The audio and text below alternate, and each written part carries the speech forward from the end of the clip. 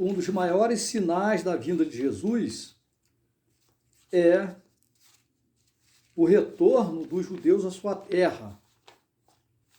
Sabemos que no ano 70 depois de Cristo, quando Jerusalém foi sitiada,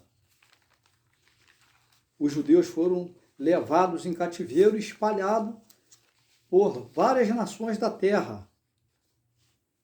E durante muitos anos, ao longo dos anos, eles se encontraram espalhados, sem pátria, sem terra, dispersos pelas nações.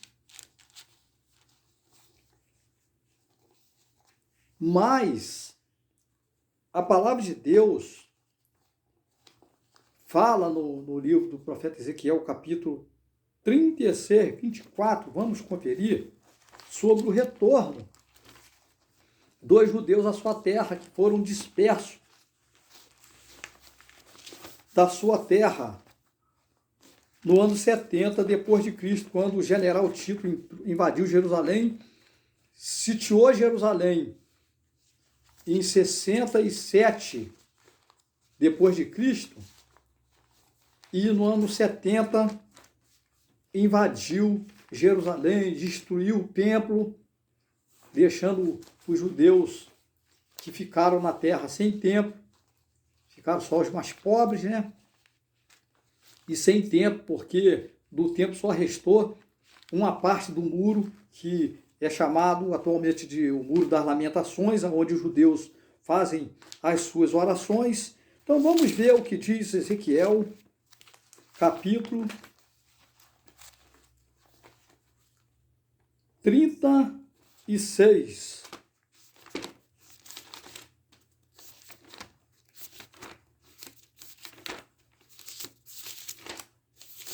Ezequiel, capítulo 36, versículo 24, que diz assim: E vos tomarei dentre as nações, vos congregarei de todas as terras e vos trarei para a vossa terra. No capítulo 37, versículo 12, diz assim: Portanto, profetiza e diz-lhes: Assim diz o Senhor Jeová: Eis que eu abrirei os vossos sepulcros e vos farei subir das vossas sepulturas, ó povo meu, e vos trarei a terra de Israel. Quando Deus diz que faria Israel subir das suas sepulturas, os vossos sepulcros, não está falando de uma ressurreição física, mas de uma ressurreição nacional. Sabemos que o profeta profetiza sobre a restauração nacional de Israel, o retorno de Israel para a sua pátria, para o seu território. Os judeus que se encontram dispersos em todas as nações do mundo. E é disso que o profeta está falando. Em 1967, Israel brigava com o Egito para tomar o domínio da cidade de Jerusalém. E Deus deu aos judeus a cidade de volta. Em Mateus capítulo 24, versículo 32, Jesus fala sobre o broto da figueira, que é um dos principais sinais da volta de Jesus. Jesus diz assim, olha, vamos conferir Mateus capítulo 24, versículo 32. Nada melhor do que nós conferirmos na palavra de Deus.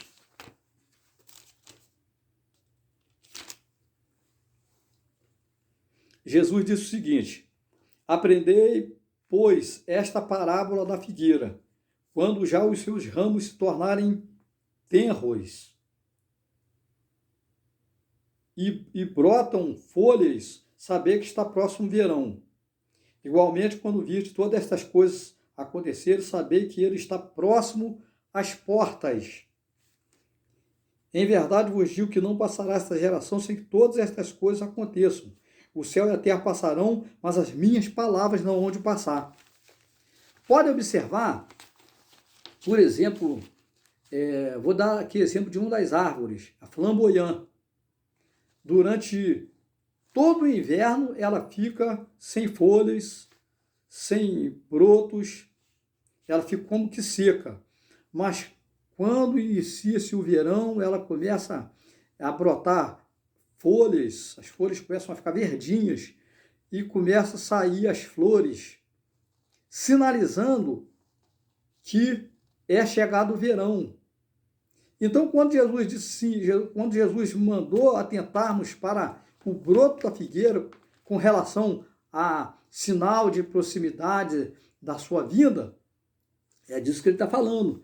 E com relação a Israel, nós vemos aqui, olha, em 1967, Israel brigava com o Egito para tomar o domínio da cidade de Jerusalém, que Deus deu aos judeus, e Deus deu aos judeus a cidade de volta.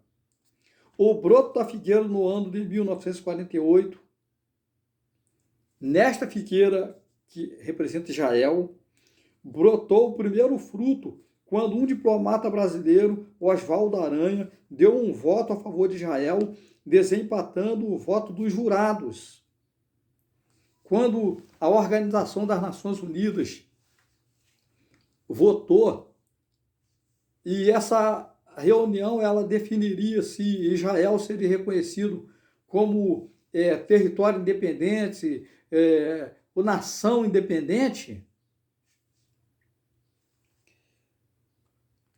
o presidente que presidiu a mesa, a reunião, era um presidente brasileiro. Era o presidente da mesa, né? Presidente da mesa. Não era o presidente do Brasil, era o presidente da mesa, que presidia, né? Que ia definir se Israel receberia ou não o direito de ser reconhecido como Estado soberano, né? Que ele ganharia de volta o seu território. E na votação, deu empate. Deu empate. E o voto do presidente da mesa, Oswaldo Aranha, era um diplomata brasileiro, desempatou o voto dos jurados e brotou o primeiro broto da figueira. Israel foi reconhecido como território, né? Território. E a partir daí, os judeus, grande parte dos judeus espalhados no mundo, já começaram a retornar à sua terra, como vaticinou o profeta Ezequiel, no capítulo 36, no versículo 24, no capítulo 37, versículo 12, e no capítulo 37, versículo 21, que diz assim: E diz-lhes, pois, assim diz o Senhor Jeová, eis que eu tomarei os filhos de Israel de entre as nações, para onde eles foram, eu os congregarei de todas as partes, e os levarei à sua terra. Então, um dos maiores sinais de proximidade da vinda de Jesus é o restabelecimento, o reconhecimento de Israel como nação, né? Como nação. Visto que os judeus, eles foram expulsos da sua terra, foram levados cativos em 70 depois de Cristo, quando o general Tito entrou sitiou Jerusalém, destruiu o templo, e levou os judeus cativos, espalhando os judeus, né? A partir daí os judeus foram dispersos em todas as nações da terra.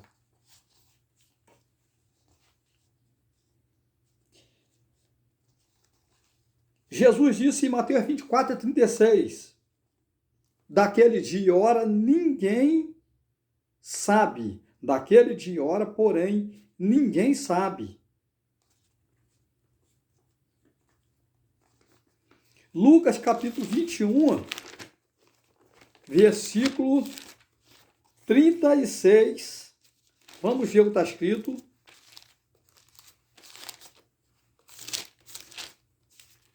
Lucas, capítulo 21, versículo 36. Vamos ler a partir do versículo 34. Sobre estar vigilantes. Versículo 34. E olhai por vós, para que não aconteça que os vossos corações se carreguem de glutonaria, de embriaguez e dos cuidados desta vida, e venha sobre vós de improviso aquele dia. Porque virá como um laço sobre todos que habitam na face da terra. A Bíblia diz que ninguém sabe o dia nem a hora que Jesus virá.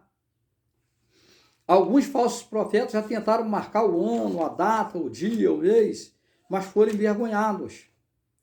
Porque Jesus, na sua sabedoria, ele sabe que se ele marcasse o dia, o mês, o ano, a hora, a pessoa ia viver uma vida insolente, de qualquer maneira, e só ia se preparar quando chegasse o dia, né? Ia viver a vida toda de forma pecaminosa. Então, por isso, ele não nos revelou na sua palavra nem o dia nem a hora, para que nós possamos ficarmos ligados, atentos, prudentes, ligados na videira, né? Ligados na videira, preparados, para que não sejamos pegados de improviso, né? Vigiai, pois, em todo o tempo, orando para que sejais havido por digno de evitar todas estas coisas que hão de acontecer e de estar em pé diante do Filho do Homem. Então, devemos estar todos os dias atentos, né? Devemos orar para que possamos escapar de todas estas coisas que hão de acontecer. E com o objetivo de sermos salvos, Deus nos deu uma esperança purificadora, que encontra-se em primeira epístola do apóstolo João, vamos ler, capítulo 2, versículos 1 e 2. E primeira epístola de João, a partir do versículo 1 até o versículo 9. Veja a esperança purificadora que Deus nos deu com o objetivo de sermos salvos. Meus filhinhos, estas coisas vos escrevo para que não pequeis. Mas se alguém pecar, temos um advogado para com o Pai, Jesus Cristo, o justo. Ele é a propiciação pelos nossos pecados, e não somente pelos nossos pecados, mas também pelos pecados de todo o mundo. Então, Hebreus capítulo 8, versículo 12, Deus diz, por amor de vós, eu apago os vossos pecados. Eu apago as vossas iniquidades por amor de vós. E dos teus pecados não me lembrarei mais. Hebreus capítulo 8, versículo 12. Isaías capítulo 43, versículos, vamos ver.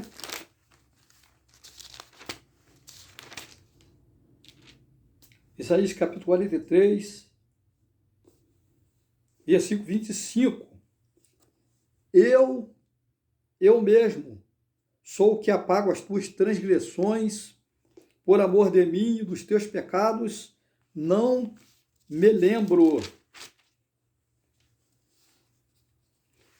Isaías capítulo 44, versículo 22. Apaguei as tuas transgressões como a névoa, e os teus pecados como a nuvem. Torna-te para mim, porque eu te remi, diz o Senhor. Então, você que encontra afastado, desviado nos caminhos santos do Senhor, Deus fala para você, torna para mim, volta para mim, assim como o filho pródigo voltou. Porque eu te remi. Eu sou generoso em perdoar. diz o Senhor. Louvado seja o nome do Senhor. Isaías capítulo 55, versículos 6 e 7 diz assim: buscai ao Senhor enquanto se pode achar, invocai-o enquanto está perto. Versículo 7, deixe o ímpio seu mau caminho, o homem maligno os seus pensamentos, e se converta ao Senhor, que se compadecerá dele. Torne para o nosso Deus, porque grandioso é em perdoar. Louvado seja o nome do Senhor. Se você pode dar glória a Deus, glorifique o nome do Senhor aí, aonde você estiver, na sua casa, no seu trabalho, no seu sofá. O profeta Isaías, no capítulo 6, após uma visão maravilhosa que ele teve sobre o Senhor assentado no seu trono, vou ler aqui, no ano em que morreu o rei Uzias, diz Isaías, o profeta: eu vi ao Senhor assentado sobre um alto, sublime trono, e o seu séquito enchia o templo. Serafins estavam por cima dele, e cada um tinha 6 asas. Com 2 cobriu os seus rostos, com 2 cobriu os seus pés, e com 2 voavam. E clamavam uns aos outros, dizendo: Santo, Santo, Santo é o Senhor dos exércitos, toda a terra está cheia da sua glória. E os umbrais das portas se moveram à voz do que clamava, e a casa se encheu de fumaça. Então disse eu: ai de mim, pois estou perdido, porque sou um homem de lábios imundos, impuros, e habito no meio de um povo de impuros lábios, e os meus olhos viram o rei do Senhor dos exércitos. Ele se humilhou. Viu? Versículo 6. Porém, um dos serafins voou para mim, trazendo na mão uma brasa viva que tirara do altar com uma tenaz. E com a brasa tocou a minha boca e disse: eis que isto tocou os teus lábios, e a tua iniquidade foi tirada, e expiado o teu pecado. Glória a Deus. Glória a Deus. Vamos retornar lá na epístola, na primeira epístola do apóstolo João, capítulo 1, versículo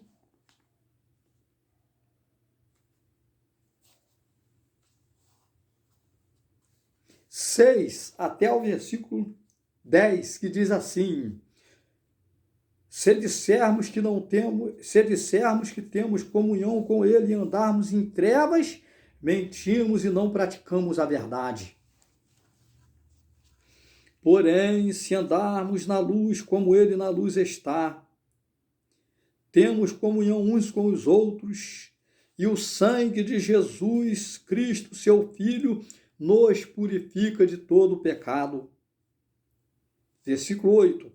Se dissermos que não temos pecado, enganamo-nos a nós mesmos, e não há verdade em nós. Versículo 9. Se confessarmos nossos pecados, ele é fiel e justo para nos perdoar os pecados e nos purificar de toda injustiça. Versículo 10. Se dissermos que não pecamos, fazemos-lo mentiroso, e a sua palavra não está em nós. Então, qual é a receita? Qual é o conselho? Qual é a orientação?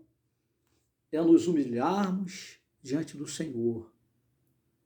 Nos achegarmos a Ele com o coração quebrantado e contrito. Reconhecermos os nossos pecados e confessarmos a Ele de todo o nosso coração. E o Senhor nos ouvirá. E não apenas perdoará os nossos pecados, como nos purificará dos nossos pecados. Vamos ler o que encontra-se escrito, segundo livro de Crônicas, no capítulo 7. Vamos conferir para nós apreciarmos o que está escrito.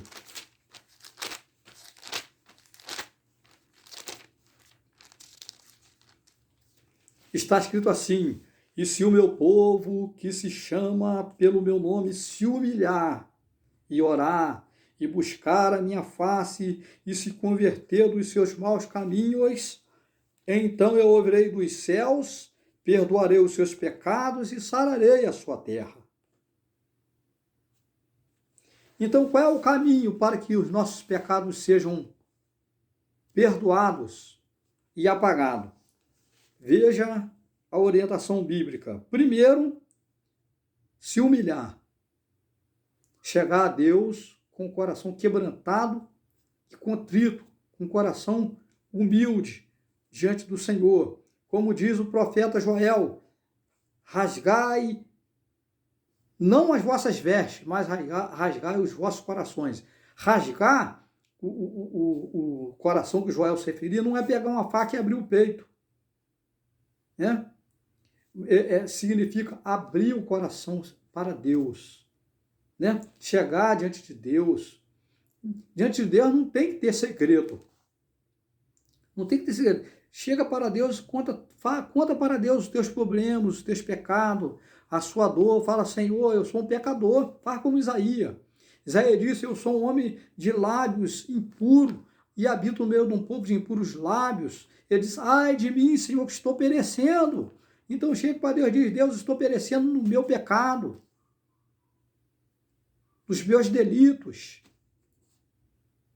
Me ajuda, tem misericórdia de mim, tenha compaixão de mim, converte-me e eu serei convertido, lava-me e eu serei limpo, purifica-me e eu serei puro, afasta de mim os meus pecados. Salmo 31, 24, e esforçai-vos, e ele fortalecerá o vosso coração. Então o esforço é tudo. Após seguir esse caminho, humildade. E se o meu povo se humilhar, não basta apenas humilhar, precisa buscar a Deus. O que busca, acha. O que pede, recebe. E ao que bate, abrir-se-lhe-á. Então, humilhação, oração, buscar a minha face, buscar, insistir, né? Se aproximar de Deus. Como buscar a face de Deus? Através da leitura da palavra, da oração, da santificação, da vigilância. E se o meu povo, que se chama pelo meu nome, se humilhar, primeiro quesito, humilhar. Segundo quesito, orar. Terceiro quesito, buscar a minha face. Quarto quesito, se converter dos seus maus caminhos. Deixar o pecado, abandonar o pecado. Então, quer dizer, após esses quesitos, após o crente cumprir esses quesitos, obedecer esses quesitos divinos, aí Deus diz, então eu ouvirei dos céus, perdoarei os seus pecados e sararei a sua terra. Agora estarão abertos meus olhos e atentos meus ouvidos à oração deste lugar.